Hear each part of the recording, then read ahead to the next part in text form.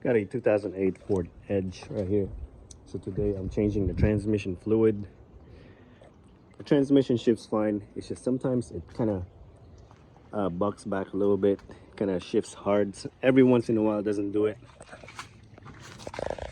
So you got your drain plug right here, which is located right there. It is 11 millimeter socket. Don't forget to use your jack and your jack stands when you do this. You can see how dark the fluid is, so just let it drain out. It's best to drain it out when the car is warmed up. The fluid flows out much better. So we're gonna wait for it to drain out completely. Once it's done, we're gonna put that plug back in. This is the fluid that we're gonna be using. It takes, I think it takes 7.5 or 8 quarts. I got 7. I think 7 should be enough. If it's not enough, then I'm gonna go ahead and get 1 more quart, but I got 7 quarts, and I'm gonna add some of these too. Lucas Stop Slip. I've used this before. They are actually pretty good. They actually work.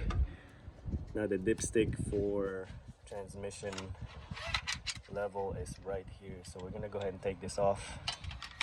Once we're done draining the fluid, we're gonna put the fluid back, the plug back on.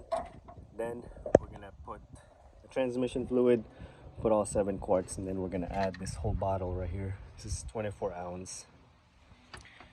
And then once you're done doing that, get in the car, put it on drive, park, reverse, just play around with it before you take it for a test drive. Let the fluid actually flow through the transmission, and then take it for a test drive, and that's it. I hope this video helped you guys out. If you guys got any questions, comment below. Give me a thumbs up. I know it's a quick video, but it's a pretty simple job. And again, guys, thanks for watching.